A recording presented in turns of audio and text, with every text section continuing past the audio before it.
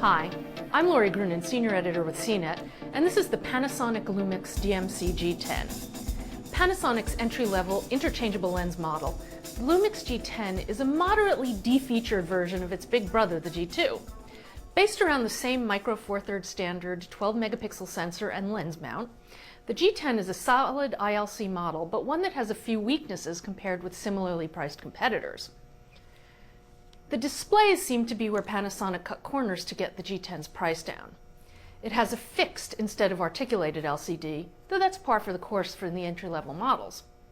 But the company also went with a low-resolution, low-magnification EVF. When I first picked up the G10 to shoot, my initial response was, ugh.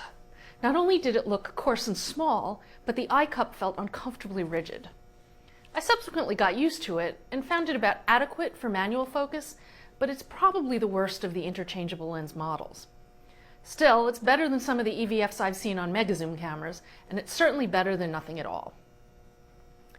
Overall, the G10 has intelligently laid out and easy to understand controls that will likely be understood by anyone who's used a relatively sophisticated compact camera, off auto, of course.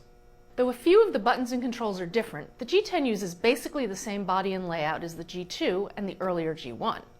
I like the overall design, and it's solidly constructed and comfortable to grip and shoot, even one-handed with a heavyish lens.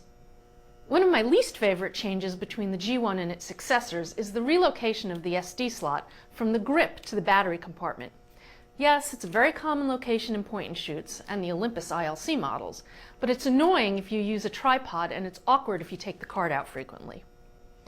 More than any other manufacturer, Panasonic's models retain a plethora of direct access controls. You've got the focus mode options on a small dial at the top left of the body, while the drive modes are switch selectable on the top right. The mode dial contains the usual suspects, including a custom setting slot which holds 3 sets. I do miss the dedicated movie record button that's on the G2, but otherwise the mode dial and drive mode options, as well as the dedicated intelligent auto button, are identical to the G2. You have less manual control during movie capture than with the G2, just a limited ability to change shutter speed, which requires a slog through the manual to find. The jog dial, which could really use a label for better discoverability, controls exposure compensation, aperture, and shutter speed. The quick menu button brings up the interactive display for adjusting the most commonly used shooting settings, plus some not so frequently used ones. ISO sensitivity, white balance, and autofocus mode all have dedicated buttons on the 4-way navigation, while the fourth, the function button, can be programmed to directly pull up settings for film mode, aspect ratio, quality, metering, intelligent resolution, etc. You rarely need to go into the menu system, but my one frustration with its design is that instead of letting you create a custom menu of potentially frequently needed options, such as format or monitor brightness, it simply lists the most recently accessed options. Unsurprisingly, given its similar innards, the G10's photo quality is about the same as the G2's. Panasonic manages to produce exceptionally bright, saturated colors without significantly shifting the hues. The kit lens has some distortion at its widest, but not a lot, is fairly sharp, and only displays fringing on extreme conditions. There's almost no distortion for the telephoto lens at 40 millimeters.